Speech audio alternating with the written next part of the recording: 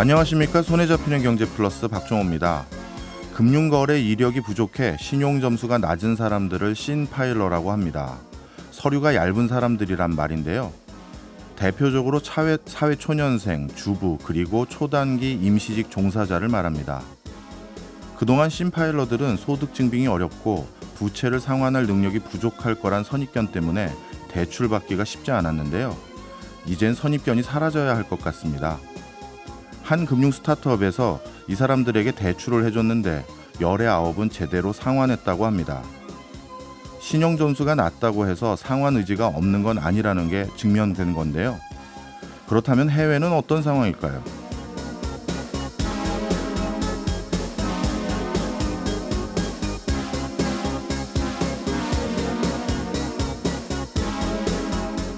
이미 해외에서도 금융 밖의 데이터를 바탕으로 신용을 평가하기 위한 다양한 시도들이 전개되고 있습니다. SNS에서 친구가 얼마나 많은지 또 얼마나 자주 소통하는지를 바탕으로 취업 가능성을 확인하고 있고요. 배터리를 얼마나 자주 충전하는지, 문자 메시지에 얼마나 빨리 응답하는지를 보고 성실성을 체크할 수 있다고 합니다. 마찬가지로 어플의 업데이트 주기가 성실함을 알 수 있는 데이터인지 확인 중입니다. 아직은 좀 더 지켜봐야겠습니다만 이러다 나와 관련된 수많은 데이터들이 신용점수 평가에 사용되는 건 아닌지 모르겠습니다. 8월 4일 금요일 박종호의 손에 잡히는 경제 플러스 광고 듣고 시작합니다. 이번 주와 다음 주 경제 이슈를 분석하고 전망하는 리뷰 앤 프리뷰 시간입니다. 오늘도 소식 전해드릴 양효걸 기자 스튜디오에 나왔습니다. 어서 오세요. 안녕하세요. 예, 기자님. 네. 우리 방송 정말 많은 분들 듣는 거 아시죠? 짐작은 했었는데. 네. 네. 특히 택시 운전하시는 분들도 많이 들으시고 또 그 관련 업계 종사자분들도 많이 들으시거든요. 네. 근데 턱에 수염이 텁스럭하게 나신 분께서 네. 싹 지그시 얘기하시더라고요.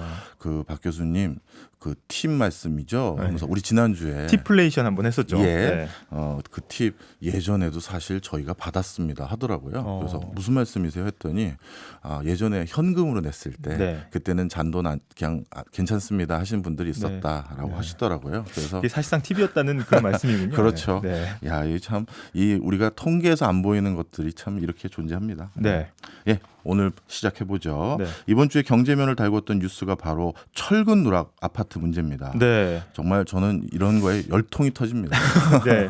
이 아파트 단지 15곳이 공개가 됐었죠. 네. 국토부에서 LH가 발주한 아파트 단지 지하 주차장을 대상으로 해서 철근이 빠졌는지 제대로 시공은 됐는지 정밀 검사했는데 네. 모두 이제 91곳 대상 단지 중에 15개 단지에서 부실 시공이 있었던 걸로 확인이 된 겁니다. 그래서 비율로 보면은 6곳 중에 1곳꼴로 철근을 빼먹고 시공을 한 거죠. 네. 근데 이제 이미 입주가 끝난 곳도 많다고 하더라고요. 여기가 좀 문제인데 15곳 중에 5곳 정도는 이제 주민들이 이미 입주를 모두 마친 상태입니다. 그러니까 다 들어 살고 있는데 가구 수로 보면은 15개 단지가 거의 11,000세대 정도 되거든요. 네. 근데 이 중에 입주가 끝난 가구가 3,600채가 넘습니다. 그리고 이제 입주 전인 세대, 이제 입주를 하려고 계약을 한 세대도 3,300가구 정도 된다는 겁니다. 사실 요즘은 직장인들에게 꿈이 뭡니까 물어보면 내 집장만이요라고 말씀하시는 그렇죠. 분들도 많거든요. 네. 그러면 사실 정말 평생 모아서 내 아파트 하나 장만하신 분들도 상당히 계실 텐데 네. 이미 입주를 했거나 또 하려는 분들인데 정말 날벼락이잖아요. 날벼락이죠. 이거 세부 점검 내역이 더 충격적입니다. 보면 양주 회천의 한 단지는 보강철근이 있어야 되는 기둥에 154개 중에 154개. 그러니까 모두 다 빠져 있었던 거고요. 충북 음성의 금석 한 단지도 123개 기둥 가운데 보강철근이 100개 넘게 빠져 있었습니다. 예. 이게 뭐 버티고 있는 게 희한할 정도인데요. 네. 거의 뭐 점검 결과 나오는 걸 봤더니 무량판 구조? 이게 네. 대부분 여기에 해당되는 것 같더라고요. 맞습니다. 이 무량판 구조가 그러니까 말뜻으로만 보면은 없을 무에 대들보 량자를 써서 그냥 네. 말의 뜻을 풀자면 대들보가 없는 구조를 말합니다. 예. 이걸 설명하려면 우리가 집을 짓는 구조를 좀 설명드려야 되는데 크게 세 가지로 나눠볼 수 있겠는데요. 옛날에는 내부 벽체가 천장 하중을 다 받아내는 벽식 구조가 있었고요. 예. 다른 구조는 우리가 한옥집 들어가 보면 이제 천장에 지붕을 받치고 있는 수평의 대들보가 있는 형태가 있는데 이 무량판 구조라는 거는 벽식 구조도 아니고 대들보 구조도 아니고 대들보 없이 기둥만으로 천장을 떠받치고 있는 구조라는 겁니다.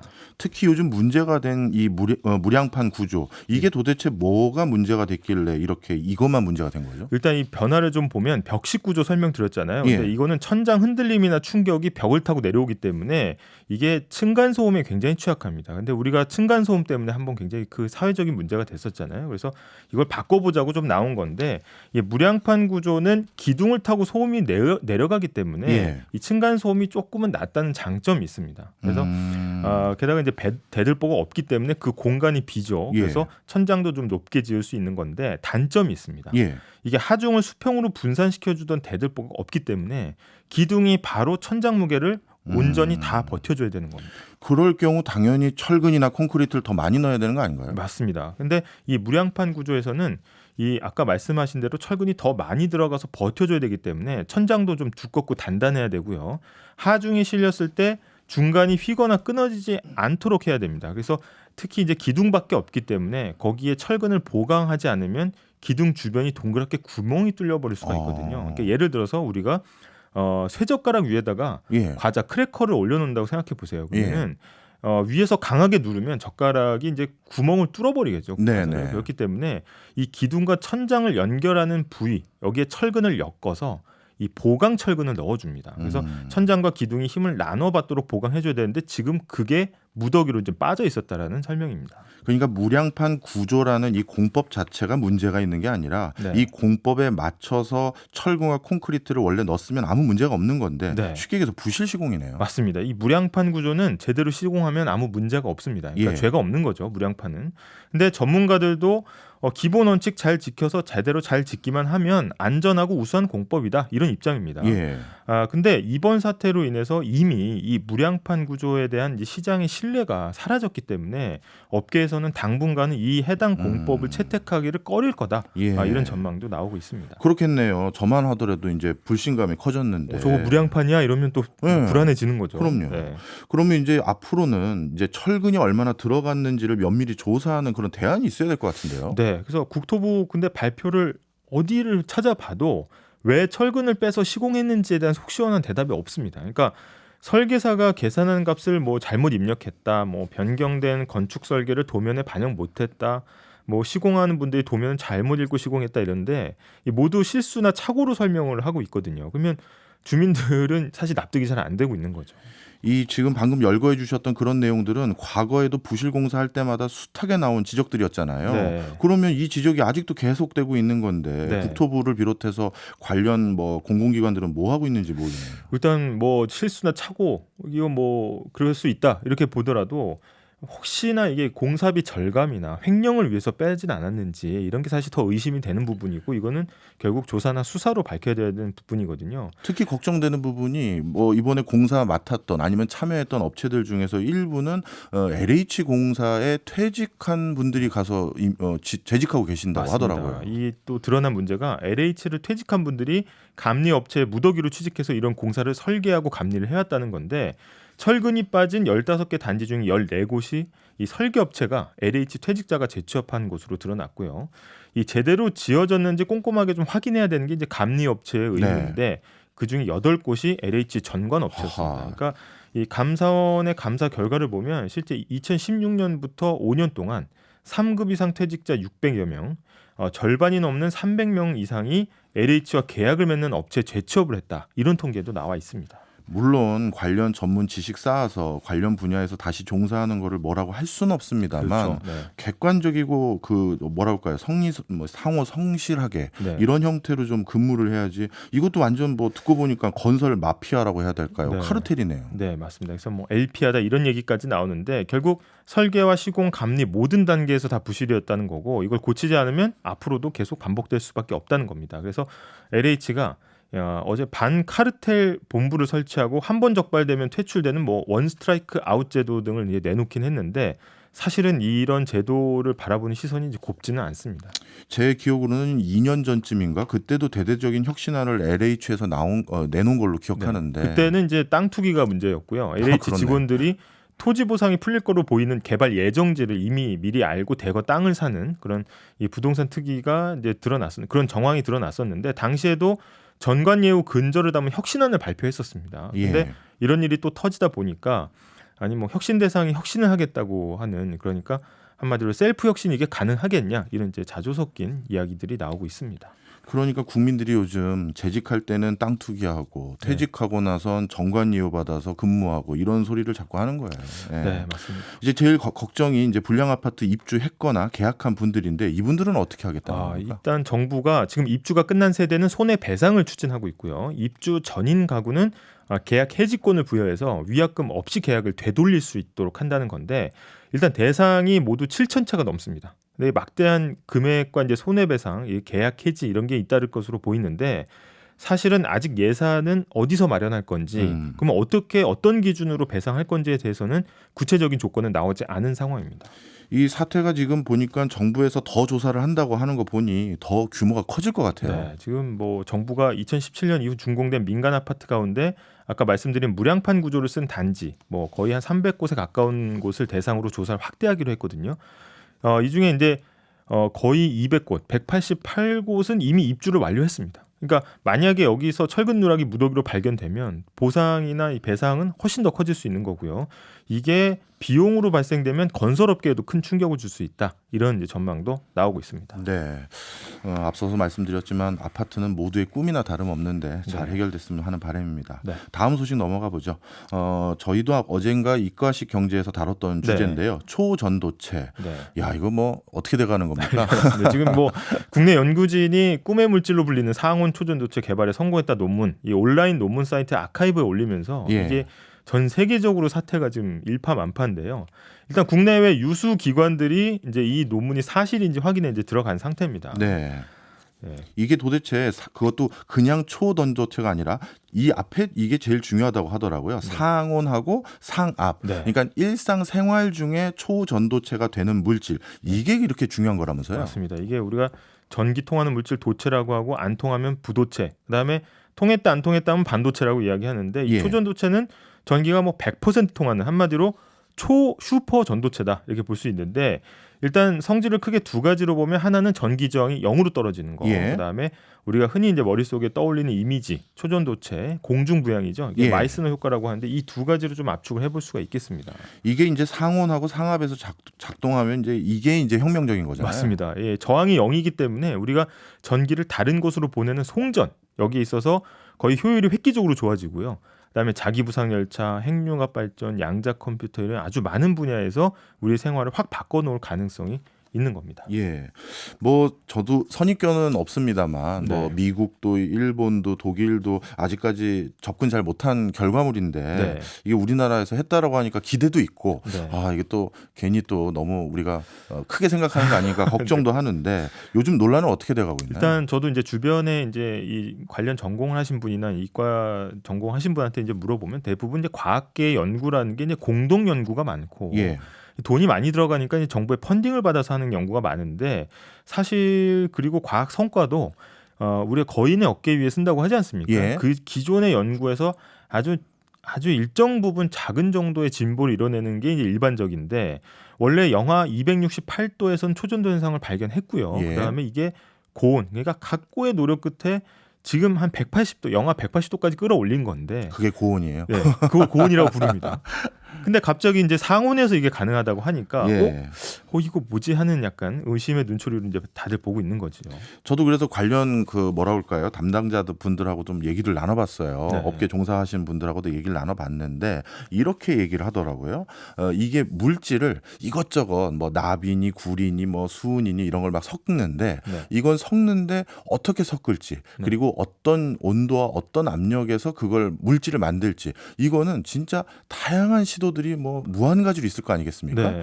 그러다가 우연히 만들어질 수도 있는 건데 무조건 뭐 과학기술이 더 우리보다 우월한 국가가 못했는데 우리가 못했다고 할 수 있느냐 뭐 이런 주장도 하시더라고요. 맞습니다. 이제 검증을 해봐야겠죠. 이 노벨상도 사실 아까 말씀하신 그런 방법으로 발견해서 받는 경우도 왕왕 있었다고 하더라고요. 그래서 일단 과학계에서 검증이 이제 이루어지고 있는데 일단 이 논문이 올라온 게 아카이브라는 이제 온라인 논문 사이트죠. 근데 여기는 사실 누구나 논문을 올릴 수는 있습니다. 그리고 보통 우리가 논문을 학술지에 게재하고 발표하는 과정에서는 동료 평가, 우리가 피어 리뷰라고 하는 거 정말 엄격하게 받고 그걸 다시 방어하는 과정에서 논문 내용이 자연스럽게 걸러지는 효과가 있잖아요. 근데 네. 이게 그런 과정을 거치지 않고 그대로 올라온 거기 때문에 사실 국내외 학교 및 기관에서는 이건 더 철저히 좀 검증을 해봐야 된다 이런 이제 이야기들이 나오고 있습니다. 네. 그러면 지금 이제 검증 단계에 들어가긴 했겠네요. 네, 지금 뭐 결과들이 조금씩 나오고 있는데 교차하고 있습니다. 중국의 화중과학기술대학교는 이 논문을 이용해서 LK99 저희가 이제 초전도체라고 주장이 되는 그 물질 제조에 성공했다고 동영상을 공개했거든요. 근데 다만 이제 저항이 0으로 떨어지는 거는 확인을 못했다 이렇게 예. 밝혔고 미국의 로런스 버클리 국립연구소는 컴퓨터로 시뮬레이션 돌려봤더니 사실 이 LK99의 분자 구조나 이런 것들이 초전도성을 보일 가능성이 있다 이렇게 이야기했습니다. 여기까지는 굉장히 희망적이죠. 예. 하지만 또 중국 베이항대 연구진, 인도 국립물리연구소 그리고 우리의 학회라고 할 수 있는 한국초전도 저온학회는 현재까지의 자료로 보면 이 초전도체가 아닌 그냥 반자성 물질 정도가 아니겠느냐 이런 입장을 보였습니다.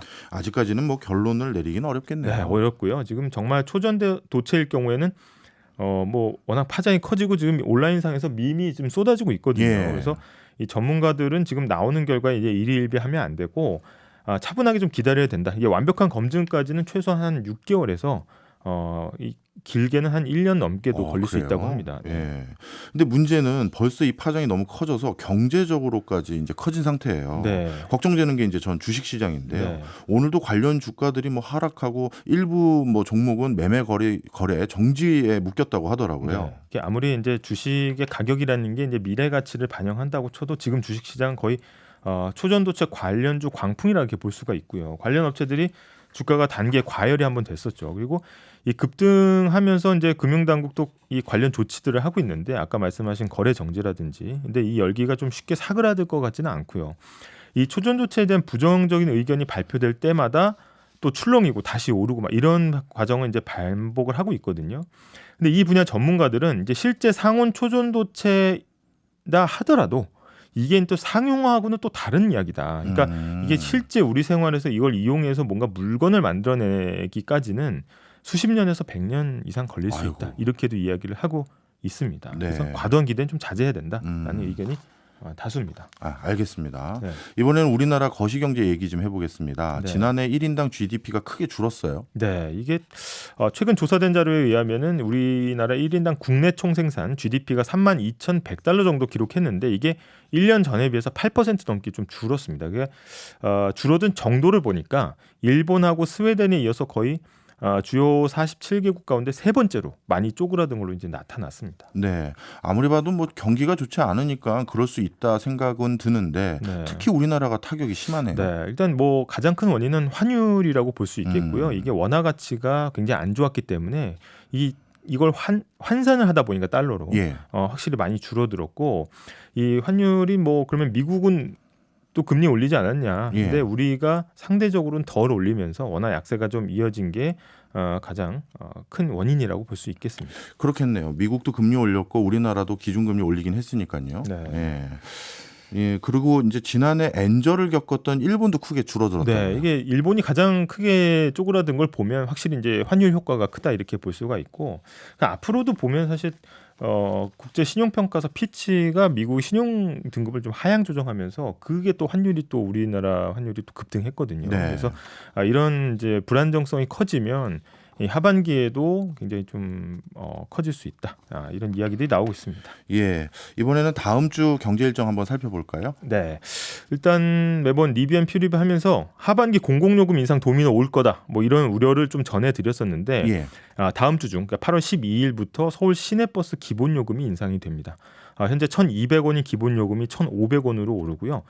이런 서울 대중교통 요금 인상이 사실 2015년 6월 이후 8년여 만입니다. 그래서 좀 충격이 좀 있을 수 있고 정말 오랜만에 오르는 만큼 그동안 또 최근에 물가 상승세 가파르지 않습니까? 예. 그래서 이게 부담이 더 커질 수 있다. 게다가 오는 10월 7일에는 서울 지하철 요금도 150원이 오르면서 또 생활물가 상승이 또 가속할 것으로 보입니다. 네, 이 관련 내용 살펴봤더니 지금 올린 그러니까 저 기본 요금도 뭐 1,500원으로 올린다 했지만 이걸로 지금 적자가 해결되는 게 또 아니라서 그건 또 아닙니다. 앞으로 또 더 올려야 된다고 하더라고요. 네, 이 적자 해소에는 상당히 좀 못 미치는 수준입니다. 예, 뭐 그러니 이게 줄줄이 걱정인데 네. 그 또 다음 주부터 이제 전력 피크인데 네. 이 정부가 예상하고 있는 전력 수요는 잘 감당이 된다고 하던가요? 일단 올여름 중에 가장 전력 수요가 많은 날 이게 다음 주 월화로 찍혔습니다. 네. 7월 7일과 8일이 될 것이다 이렇게 이제 예상이 됐는데 당초에 8월 10일이 될 것이다 이렇게 예상했는데 현재 이제 제 6호 태풍 카눈이 한반도에는 지금 열풍을 쏟아내고 있거든요. 이게 계속 폭염을 유발하다 보니까 이 시점이 앞당겨진 겁니다. 예. 그래서 그날 하루에는 거의 뭐 93기가와트의 전기가 필요할 것으로 보인다는데 일단 전력 공급은 104에서 105 정도여서 10기가와트 정도 예비 전력이 있다고 보고 있습니다. 근데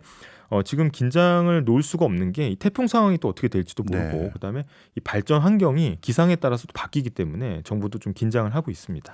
알겠습니다. 또 어떤 소식 미리 보면 좋을까요? 일단 주택금융공사 고정금리 정책 모기지 상품 그러니까 싼 이자에 대출해주는 주담대 상품의 금리가 다음 주 11일부터 0.25%포인트 오릅니다. 그래서 예. 관심 있는 분들은 이 점 감안해서 대출 계획을 세우시면 좋을 것 같습니다. 알겠습니다. 네. 지금까지 양효걸 기자였습니다. 오늘도 고맙습니다. 감사합니다. 저희는 광고 듣고 2부로 돌아오겠습니다. 최신 지구촌 소식 만나보는 글로벌 리포트 시간입니다. 오늘도 해담경제연구소 어예진 소장 나오셨습니다. 어서 오세요. 네, 안녕하세요. 예. 요즘 날씨 장난 아닙니다. 네, 맞습니다. 그래서 첫 번째 소식도 뭔가 살펴봤더니 역시 날씨 관련한 내용이네요. 네, 폭염 지속돼서 지구에서 지금 40도에 육박한 곳들이 생기기 시작했다. 이런 내용이네요. 네, 근데 미국 같은 경우에 특히 그런 일이 많은데 이런 온도 때문에 일을 그만두는 사람이 늘고 있다는 거예요.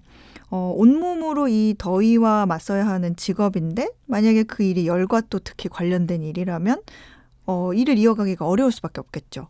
미국도 미국 인구의 지금 절반이 폭염 영향권에 들어갔을 정도로 이 화씨로 세 자릿수가 넘어가는 그러니까 100도 이상, 섭씨로 대략 한 37도 이상 되는데 그런 날씨를 어렵지 않게 지금 볼 수 있습니다.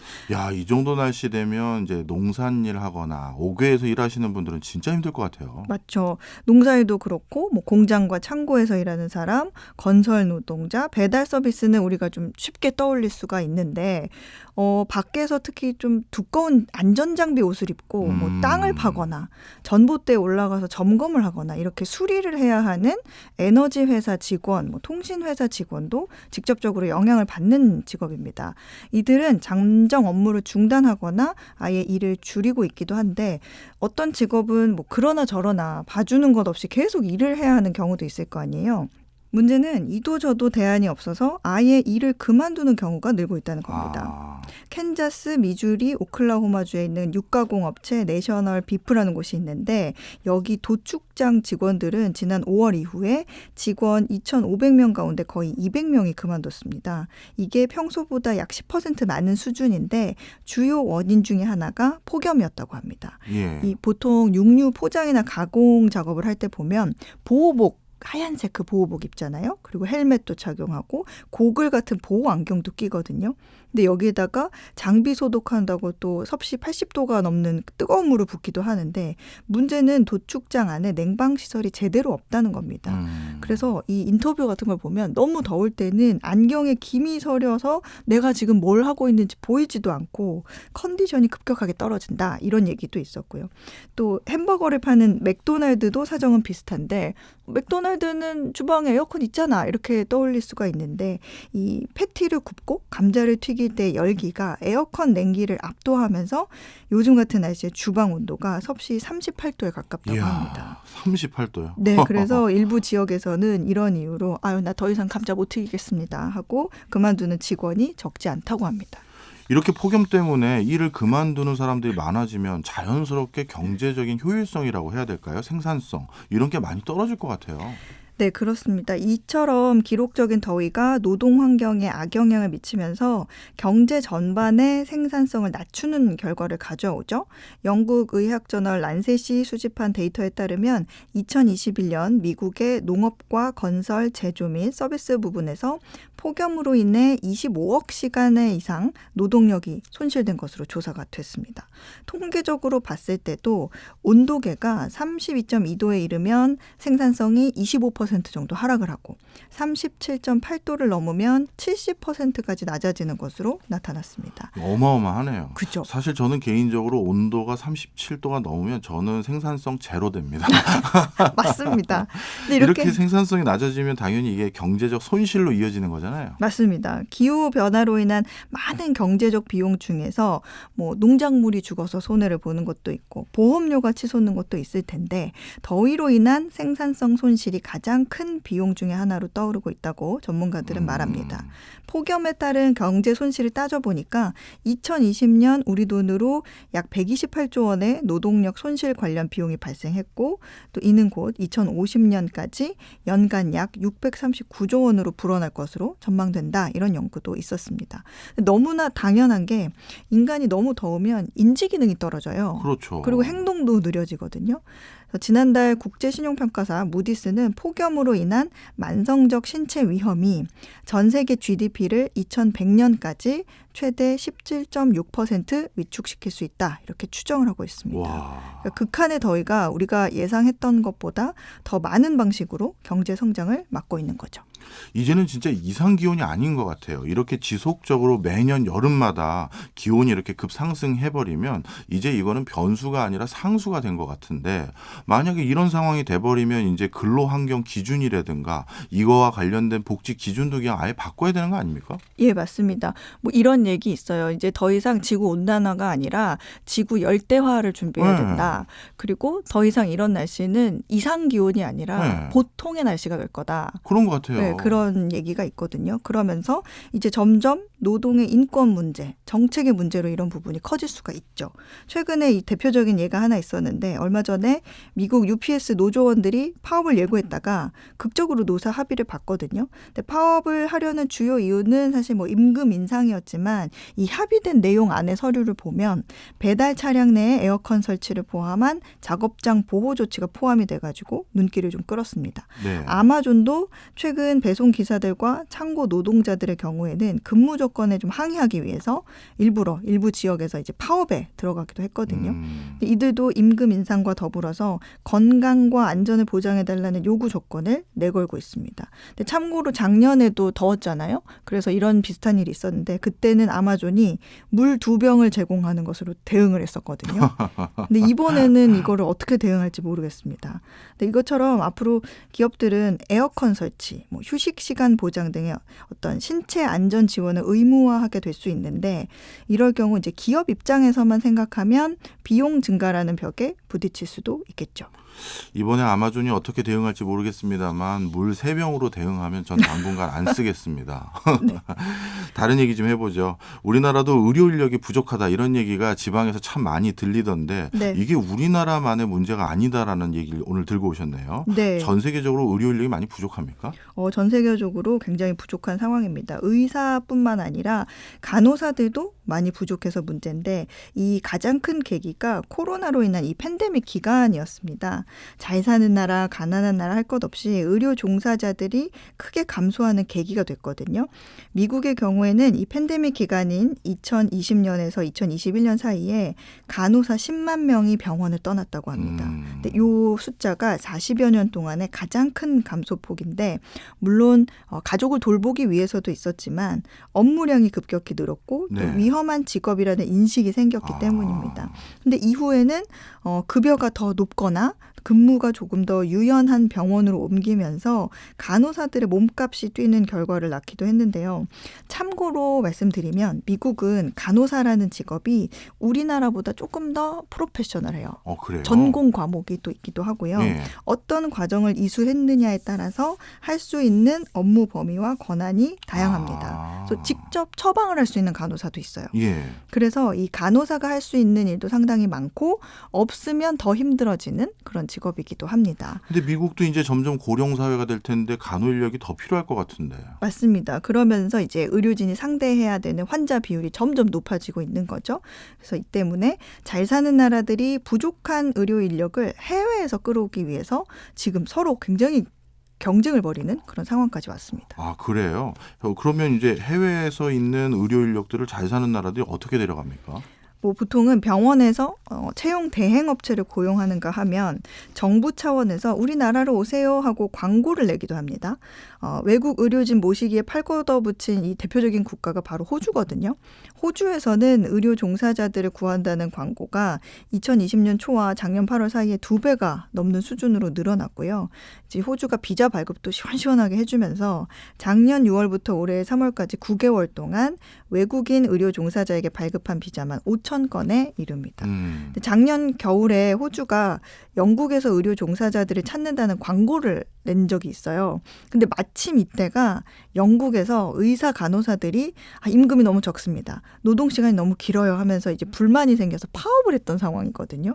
그래서 이때 호주로 옮긴 영국 의료진도 있는데 외신의 인터뷰 이런 거를 보면 호주 주정부가 주는 특별 보조금까지 더하면 영국에 있었을 때보다 한 7천만 원은 더 벌었다. 이야. 이런 인터뷰도 있었어요. 금액 차이가 생각보다 큰데요? 네, 그래서 영국도 결국 이제 가만히 있을 수 없잖아요. 그렇죠. 그래서 의료 종사자들을 위한 비자 제도를 이제 다른 분야보다 조금 더 완화를 해가지고 다른 나라에서 의료진을 모셔오기 시작하죠.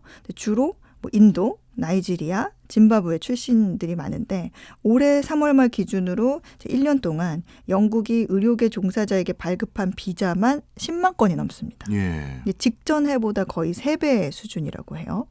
호주, 영국뿐만 아니라 뭐 아일랜드, 독일, 캐나다도 해외에서 오는 의료 인력에게 좀 이민 정책을 완화해서 뭐 비자나 영주권을 부여하는 특혜를 주고 있습니다. 참고로 우리나라는 의료 인력을 모셔온다기보다 좀 빼앗기는 축에 속해요. 아, 그래요? 네, 그래서 간호사들이 해외로 취업 이민을 가는 사례가 최근 급증을 했는데 미국 간호사 시험에 응시하는 한국인들이 4년 새 2배로 늘었다고 합니다. 미국, 호주 등 이 해외는 노동 강도는 절반인데 우리나라에 비해서 연봉은 몇 배나 높고 그러니까 그리고 게다가 좀 집단 내에서 받는 스트레스도 우리나라는 좀 상대적으로 강하다고 보고 있어서 선택을 하는 이민을 가는 그런 이유라고 하네요. 예. 이렇게 선진국들이 숙련된 외국인 의료 종사자를 구하는데 공을 들이는 거는 아무래도 간호사와 의사는 훈련을 하는 데까지 이제 수년의 시간이 걸리기 때문이죠.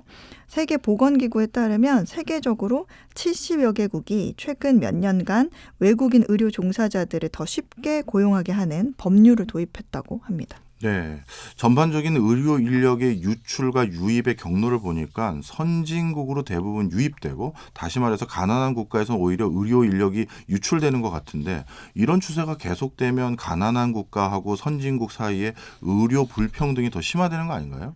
그런 지적이 많이 나옵니다. WHO가 올해 3월 발간한 자료에 따르면 보건 분야의 문제가 심각한 국가 55개국 중에서 아프리카 국가만 37곳입니다. 근데 이들 55개국은 인구 10,000명당 의료계 종사자 비중이 15명에 불과해가지고 10,000명당 의료계 종사자 150명인 고소득 국가에 비해서 훨씬 열악하죠. 그러니까 10배 차이가 나는 겁니다. 네. 근데 능력만 되면 비자도 주고 임금 몇 배 더 준다고 하니까 자꾸 밖으로 나가죠. 그래서 안 그래도 어려운 의료 산업이 점점 더 어려워지는 상황입니다. 그래서 아프리카를 중심으로 이렇게 의료 여건이 열악한 국가들은 나름대로 간호사 의사들의 유출을 두고 어떻게 이럴 수 있습니까? 하고 반발을 하면서 네. 나름의 대책을 내놓고 있습니다. 짐바브웨 같은 경우에는 자국 의료 종사자들을 적극적으로 채용하는 것을 범죄로 규정하겠다.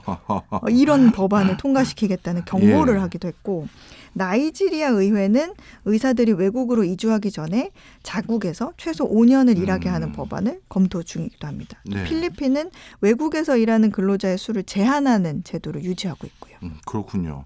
야, 우리도 지금 의료 인력이 부족한데 해외도 날리고 그 과정에서 가뜩이나 없는 의료 인력이 다시 우리도 외국으로 나간다니 네. 우리도 뭐 범죄까지는 아니더라도 뭐 대책을 세워야겠네요. 네. 이번에는 인도 얘기 좀 해보겠습니다. 지난번에 인도 토마토 값 엄청 올랐다고 말씀 주셨는데 이 전반적으로 식품 물가까지 전부 다 오른 것 같아요. 그래서 이제 세계 식량 안보에도 문제가 생겼다고요. 네, 요즘 인도에서 토마토 비롯해가지고 인도인들에게 굉장히 중요한 것, 마치 우리에게 그런 배추 같은 예. 그런 식품들의 가격이 급등을 하고 있습니다.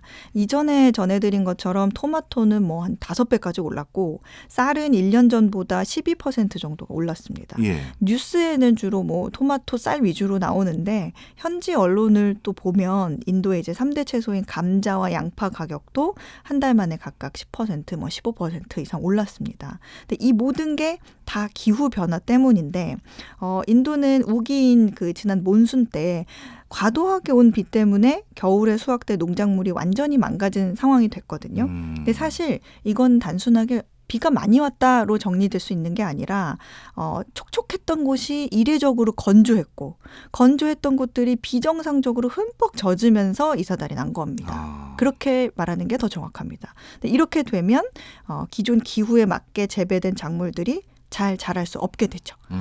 적합한 기후 환경이 아니니까 쉽게 말해서 농사 망친 거네요. 그렇습니다. 근데 또 주요한 식량이기 때문에 인도 정부가 직접 나서고 있는데 대표적인 게 지난달에 국내 쌀값을 낮추기 위해서 비바스마티 백미 품종 수출을 금지했습니다. 근데 이 해당 품종은 인디카 백미라고도 하는데 이게 전 세계 쌀 무역의 약 70%를 차지합니다. 네. 인도는 작년 전 세계 전체 쌀 무역량의 절반을 149개 수출할 만큼 인도의 금수 조치가 이 세계 식량 안보에 적잖은 문제를 줄 것으로 우려가 되고 있는데요. 올해 세계 곡물 가격이 이렇게 되면 한 최대 15% 오를 수 있다. 이런 전망도 나오고요. 또 아프리카 국가들이 쌀 수입에서 인도 점유율이 80%를 넘거든요. 네. 근데 이렇게 되면 경제적인 취약계층이 가장 큰 피해를 입을 거다. 왜냐하면 취약계층들은 돈을 벌면 대부분을 식료품을 사는 데 쓰거든요. 예. 근데 이렇게 식료품 가격이 올라버리면 점점 더 어려워지는 거죠. 그래서 이런 분석도 나옵니다. 네, 사실 인도가 이제 전 세계 쌀 공급하는 병참기지 역할을 하고 있어서 다른 나라도 걱정이 물론 됩니다만 인도 입장에서는 자국민의 필수제니까 수출 막고 먼저 본인들이 먹을 걸 챙겨야 되는 입장도 일부는 이해가 갑니다. 네. 근데 모디 총리가 이렇게까지 하는 또 다른 배경도 있다고요. 있습니다. 인도 총선이요. 내년에 4, 5월 중에 실시가 됩니다. 그러니까 그거를 좀 의식한 조치다. 이런 얘기가 나오는 게 좀 있어요. 그러니까 결국에는 민심을 잡아야 되는데 국민들이 살아가는데 필수적인 이 식품 가격이 너무 올라버리면 모디 정부 책임론이 나오니까 신경 쓰일 수밖에 없죠. 그래서 쌀 수출 통제까지 하면서 이렇게 단호하게 대처하는 이유는 물가 상승률 관리 차원인데 현재 급격하게 오른 생활 물가는 아직 경제 지표에 반영되지 않았는데요.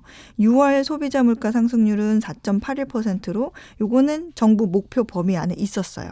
근데 이 숫자에 이제 공을 들이는 이유가 최근 IMF에서 인도 GDP 성장률을 상향 조정했어요. 예. 좋은 소식이죠. 근데 그 이유 중에 하나가 인도 물가 상승률이 예상보다 낮았다는 점입니다. 근데 이번 달에 만약에 식품 가격이 급등을 해서 이게 반영이 되면 경제 성장률 전망이 다시 나빠질 수 있으니까 무리수를 두어서라도 물가 관리, 이제 경제 지표 관리를 계속해야 되는 겁니다. 그렇군요. 나름대로 또 선거를 앞두고 있어서 이렇게 더 적극성을 띄었던 그런 이유가 있었네요. 알겠습니다. 진짜 너무 더우니까 이게 경제적으로 너무 큰 파장들 일으키는 것 같습니다. 네. 지금까지 어혜진 소장이었습니다. 오늘도 고맙습니다. 감사합니다. 지금 듣고 계신 노래는 쿨의 해변의 여인입니다. 더위 잊으시라고 시원한 노래 골라봤습니다. 박정호의 손에 잡히는 경제 플러스는 일요일 7시 5분 주간 하이라이트와 지리는 경제다로 인사드리겠습니다. 오늘도 고맙습니다.